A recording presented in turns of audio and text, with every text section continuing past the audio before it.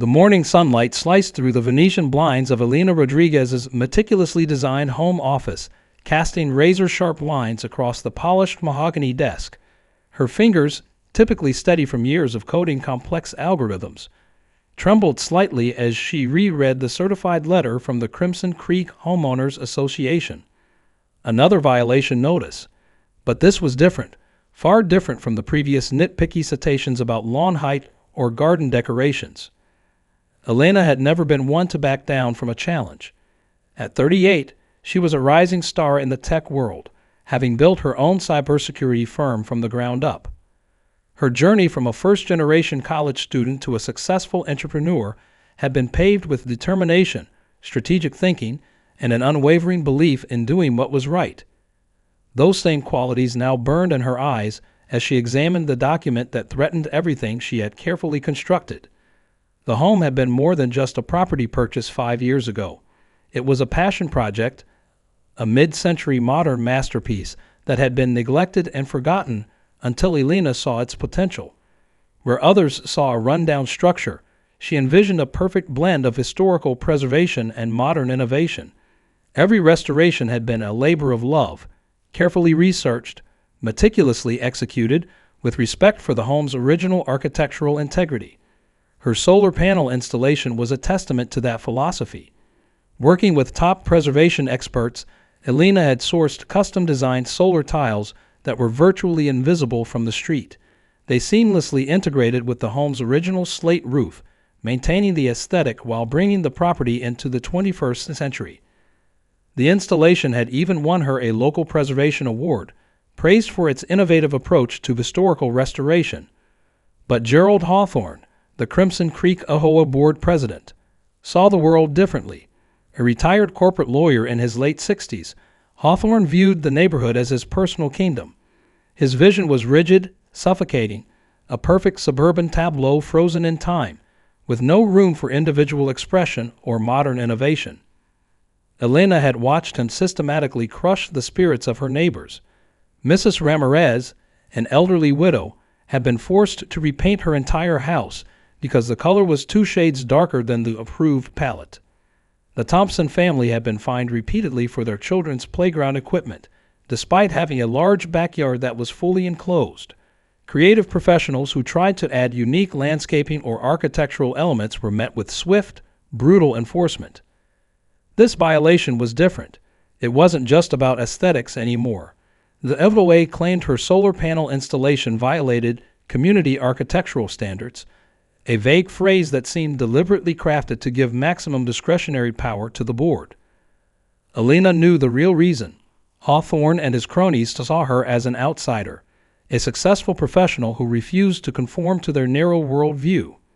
Her tech background had taught her one crucial lesson: data tells a story, and she was about to uncover the story behind Crimson Creek's HOA, a narrative of control, corruption, and systematic oppression. As she pinned the violation notice to her corkboard, a slow smile spread across her face. Gerald Hawthorne had no idea what was coming. This wasn't just about solar panels or architectural standards. This was about justice, transparency, and the right of homeowners to have a voice in their own community. The war was about to begin, and Elena Rodriguez was ready for every battle. Her fingers moved to her keyboard, already beginning to compile the documentation that would become her weapon. Spreadsheets, historical records, preservation guidelines. Each document was a potential piece of ammunition in the fight ahead. Crimson Creek would never be the same. The basement of Elena's home was no ordinary workspace. What had once been a standard concrete room had been transformed into a high-tech command center that would make any investigative journalist envious. Industrial-grade corkboards lined the walls, connected by a web of red strings mapping out complex relationships. Multiple computer monitors hummed with life, each screen displaying a different layer of meticulously organized data. Marcus Thompson adjusted his wire-rimmed glasses, leaning closer to one of the spreadsheets. At 67, he was a forensic accountant who had spent decades exposing corporate malfeasance before retiring. When Elena had reached out, he'd been looking for one last meaningful investigation, and this HOA case was proving to be more fascinating than he could have imagined. "Look at this," Marcus muttered, his weathered finger tracing a series of suspicious financial transactions. These landscaping contracts are textbook money laundering. The deeper they dug, the more complex the web of corruption became. Elena had begun by requesting every single financial document that HOA had produced in the last decade. Most HOAs would have balked at such a comprehensive records request, but years of strategic legal work had given Elena the ammunition she needed to compel their cooperation. What emerged was a startling picture of systematic exploitation. The HOA wasn't just mismanaging funds. They were actively creating revenue streams that benefited a small, interconnected group of individuals. Landscaping contracts were consistently awarded to a company owned by Gerald Hawthorne's son-in-law. Maintenance agreements showed inflated costs that seemed designed to funnel money into specific pockets. Elena's cybersecurity background proved invaluable.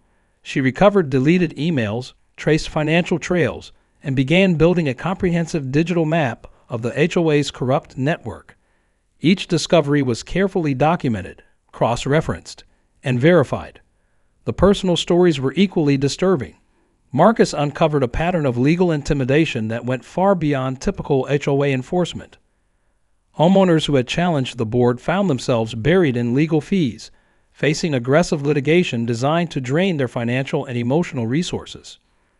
There was the case of the Morales family, who had been sued for installing a wheelchair ramp for their disabled son. Another homeowner had been threatened with foreclosure over a dispute about a flower garden that allegedly violated landscape uniformity guidelines. Each story painted a picture of an organization more interested in control than community.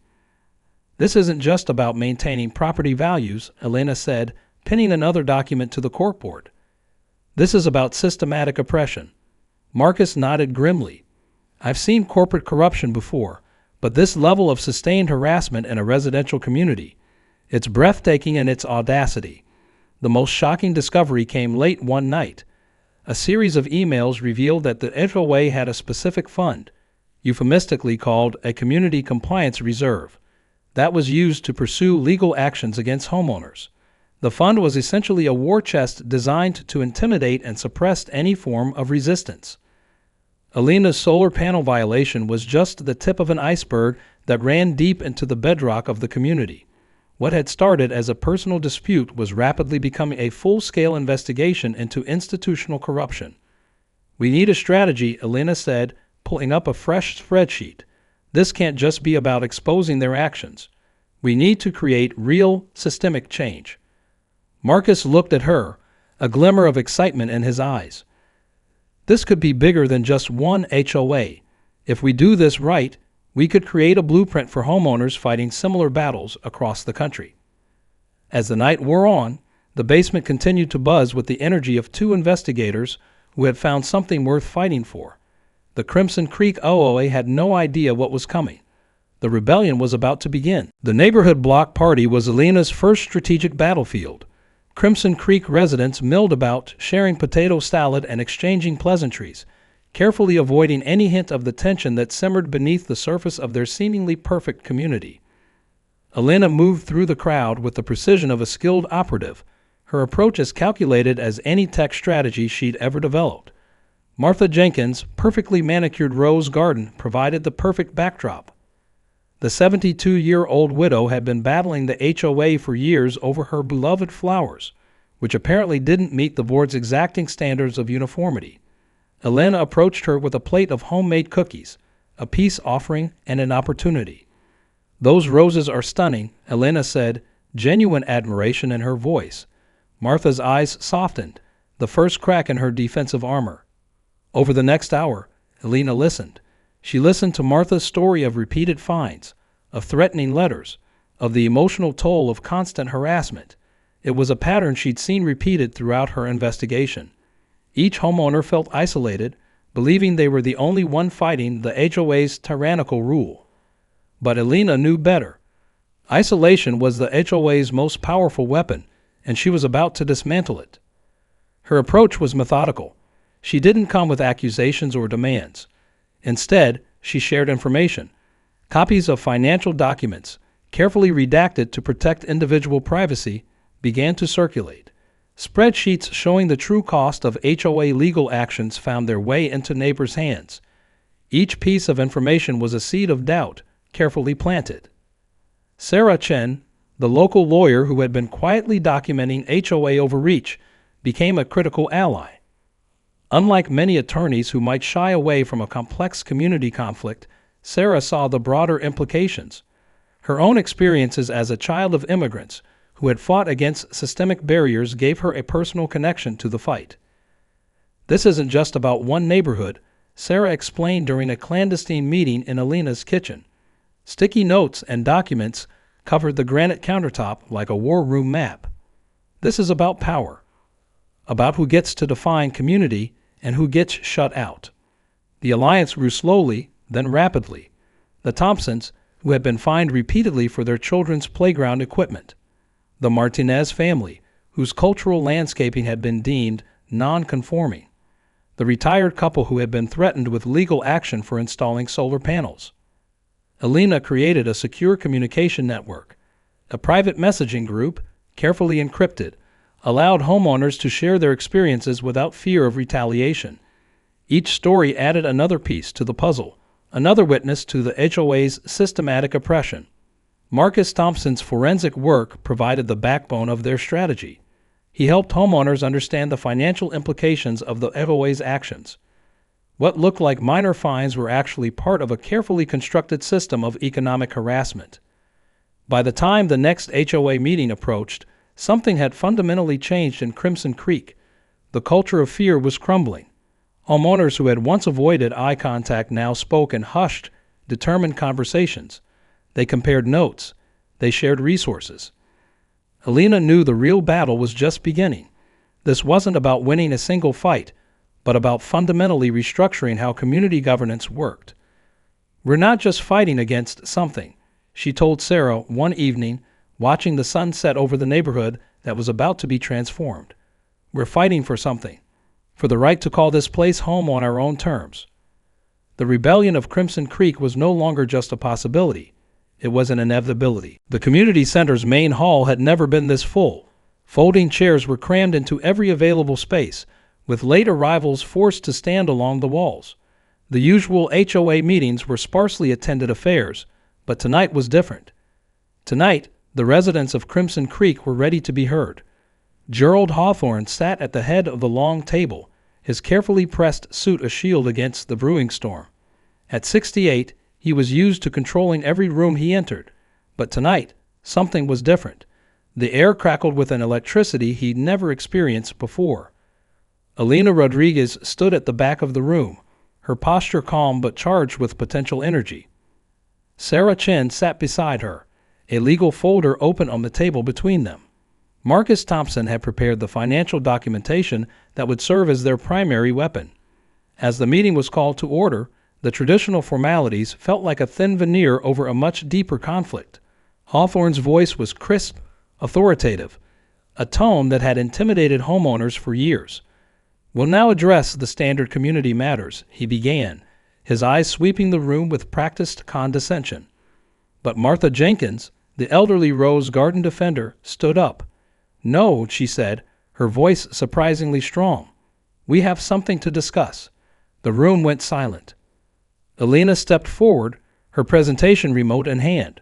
The first slide appeared on the large projection screen, a forensic breakdown of the HOA's financial records for the past 5 years.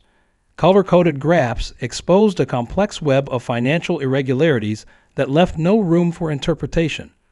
"For years," Alina began, her voice steady and clear, "our HOA has operated under the guise of community preservation. What we've uncovered is systematic financial misconduct that goes far beyond simple mismanagement." Each slide was a surgical strike, inflated landscaping contracts, legal fees that seemed designed to intimidate homeowners, a pattern of selective enforcement that targeted specific residents while providing preferential treatment to others. Hawthorne's composure began to crack. His fingers, usually so steady, tapped nervously on the table. Sarah Chen began detailing the legal implications of the financial improprieties, each statement a potential nail in the HOA's coffin. The most devastating moment came when Marcus Thompson presented a detailed analysis of the Community Compliance Reserve, a fund that had been used to pursue legal actions against homeowners. Spreadsheets showed how this fund had been used as a weapon of intimidation, with legal costs far exceeding any actual violations. "These are not mere discrepancies," Marcus explained, his voice cutting through the hushed room. "This is a systematic approach to financial exploitation." Homeowners who had previously been afraid to speak now found their voices. The Thompsons shared their story of repeated fines for their children's playground. The Martinez family spoke about cultural discrimination masked as aesthetic enforcement. Each story added another layer to the mounting evidence. Hawthorne's attempt to interrupt was met with a wall of collective resistance. The power dynamics that had defined Crimson Creek for years were fundamentally shifting. Sarah Chin delivered the final blow. "We are prepared to file a comprehensive legal action that will expose these practices. Not just a lawsuit. A complete dismantling of the current HOA governance structure." The room erupted, not in chaos, but in a controlled, determined energy. Years of suppressed frustration found its voice. As the meeting concluded, Elena caught Hawthorne's eye. The look they exchanged was one of absolute clarity. This was no longer about a solar panel or a landscaping violation. This was a complete revolution of community governance. The first strike had been delivered, and it was devastating. The week following the community meeting was a hurricane of activity. News vans lined Crimson Creek's usually pristine streets, their satellite trucks breaking the neighborhood's carefully maintained aesthetic. Local news, investigative reporters, and even national media outlets caught wind of the HOA rebellion that was unfolding. Elena's phone became a command center. Calls from homeowners associations across the state poured in, each wanting to understand how a single neighborhood had managed to expose such systemic corruption. Her tech background proved invaluable. She began creating a digital toolkit, a step-by-step guide for communities fighting similar battles. The state's Attorney General's office launched a formal investigation within days of the explosive HOA meeting. Gerald Hawthorne's carefully constructed empire began to crumble with remarkable speed. Financial records were subpoenaed, board members were called in for questioning, and the full extent of the HOA's misconduct started to unravel. Marcus Thompson worked closely with state investigators, his forensic accounting skills proving to be the key that unlocked decades of financial manipulation. Each spreadsheet, each document told a story of calculated exploitation. Contracts that had seemed routine now appeared as carefully crafted mechanisms of control and profit. Hawthorne's resignation was not a graceful exit. Forced out by mounting pressure, he left behind a wake of confusion and anger. Board members who had supported his regime began to turn on each other, each trying to distance themselves from the impending legal consequences. Sarah Chin was everywhere at once. Press conferences, legal briefings, strategy meetings.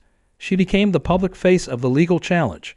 Her ability to translate complex financial and legal concepts into clear, compelling narratives made her a media darling and a beacon of hope for homeowners across the region. The personal stories began to emerge. Homeowners who had been silenced for years now found their voices. The Martinez family shared how HOA regulations had been used to suppress their cultural expression. The Thompsons revealed the emotional toll of years of harassment over their children's playground. Each story added another layer to the growing narrative of community oppression. Elena knew this was about more than just one HOA. During a late-night strategy session with Sarah and Marcus, she outlined a broader vision. "This isn't just about Crimson Creek," she said, spreading out maps and documents across her kitchen table. "This is about creating a blueprint for community governance that actually serves people."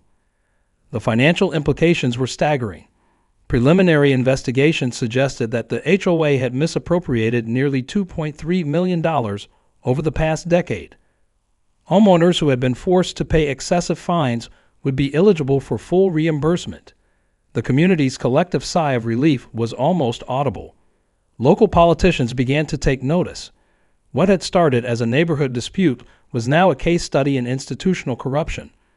Proposed legislation began to take shape, bills that would provide more oversight for homeowners associations, creating mechanisms for transparency and accountability.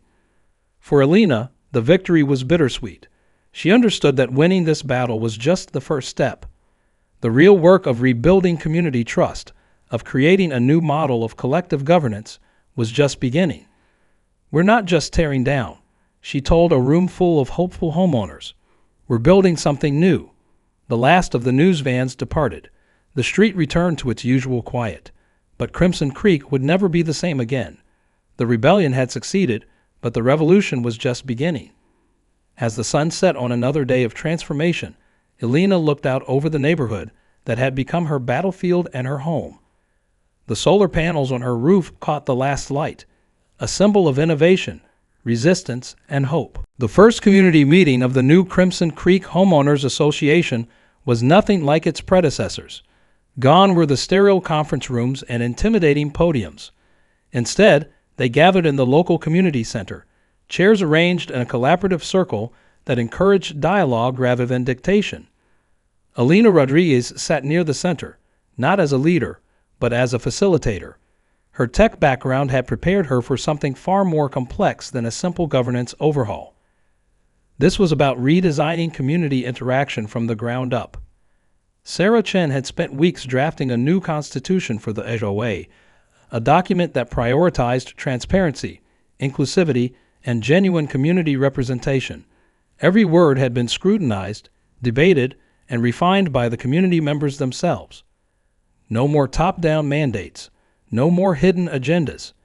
The first order of business was radical transparency. Every financial transaction would be publicly documented. Every decision would be made through a collaborative process that gave equal weight to all homeowners' voices. The old guard of bureaucratic control was being dismantled piece by piece. Martha Jenkins, once a silent victim of HOA harassment, now led the landscaping committee. Her vision was simple but revolutionary: celebrate diversity instead of enforcing uniformity. Native plant gardens, culturally inspired landscaping, sustainable design, these were now encouraged, not punished. Marcus Thompson took on the role of financial oversight, implementing a completely new approach to community fund management. Quarterly financial reports were no longer dense, incomprehensible documents. They became clear, accessible presentations that every homeowner could understand. The technological transformation was equally impressive. Elena developed a custom app that allowed real-time communication, voting, and transparency. Homeowners could now see every proposed change, vote on community decisions, and access financial records with a few taps on their smartphones. "This isn't just about fixing what was broken," Elena explained during one of the early meetings. "This is about creating a new model of community governance." The ripple effects began to spread. Neighboring communities started reaching out, asking for guidance. What had begun as a local rebellion was becoming a movement.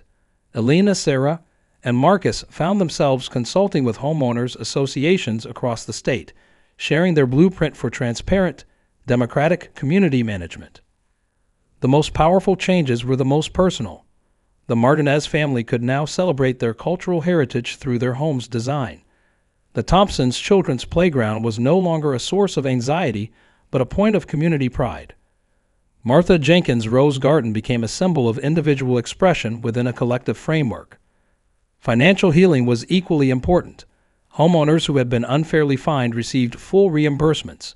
The legal war chest that had once been used as a weapon of intimidation was transformed into a community improvement fund, with every expenditure subject to community vote. During one particularly emotional meeting, an elderly resident stood up. "For years, I felt like this neighborhood owned me," he said, his voice cracking. "Now, for the first time, I feel like I belong." The rebuilding wasn't just structural. It was deeply personal. Each meeting, each decision, each new policy was a step towards healing the wounds of years of oppression. Elena understood that their work was far from over. This was not a final victory, but the beginning of an ongoing process. Community governance was a living, breathing entity that required constant attention, adaptation, and care. As the sun set on another productive meeting, the community center buzzed with a sense of possibility. Crimson Creek had become more than just a neighborhood. It was a testament to what could happen when people came together, spoke truth to power, and reimagined what community could mean. The rebellion continued, not through conflict, but through creation. The state capitol building loomed before Elena Rodriguez, its marble columns a testament to institutional power. Yet she felt no intimidation, only determination. What had begun as a neighborhood revolt in Crimson Creek had transformed into a statewide movement for HOA reform. Sarah Chen stood beside her, a stack of proposed legislation carefully organized in a meticulously labeled briefcase. They were about to testify before the State Legislative Committee on Housing and Community Development, a hearing that could change the landscape of homeowners association governance across the entire state. Their coalition had grown exponentially. What started with a handful of frustrated homeowners now included legal experts, urban planners, civil rights advocates, and community organizers from every corner of the state. Each had a story. Each had been impacted by the kind of systemic oppression they had uncovered in Crimson Creek. Marcus Thompson had spent months preparing the financial evidence. Spreadsheets, forensic analysis, and detailed reports documented not just the Crimson Creek HOA's misconduct, but a pattern of similar abuses across multiple communities. It was no longer about one neighborhood. It was about a systemic failure of community governance. The hearing room was packed. Journalists filled the press section, their laptops open, pens poised. Community leaders from across the state sat in the audience, a sea of hopeful faces waiting for a breakthrough. Elena's testimony was a masterpiece of strategic communication. She didn't just present problems. She offered solutions. A comprehensive framework for HOA oversight that would prevent the kind of systematic abuse they'd uncovered. Mandatory financial transparency, independent audit requirements, clear mechanisms for homeowner appeals and protections against retaliatory actions. This isn't about punishing HOAs, Elena explained, her voice clear and resolute. This is about creating a framework of accountability that protects both community standards and individual rights. Sarah Chen followed with a legal analysis that was both surgical and passionate. She demonstrated how the current legal framework allowed HOAs to operate with virtually no meaningful oversight. Case studies from Crimson Creek and beyond painted a stark picture of institutional overreach. The legislative committee was visibly moved. Questions that might have been perfunctory became deep, probing inquiries. The representatives saw beyond the technical details to the human stories behind the data. But the real work was happening behind the scenes. Elena and her team had been strategic, building relationships with key legislators, providing them with detailed briefings, connecting them with homeowners who had been directly impacted by HOA abuses. Their proposed legislation was comprehensive.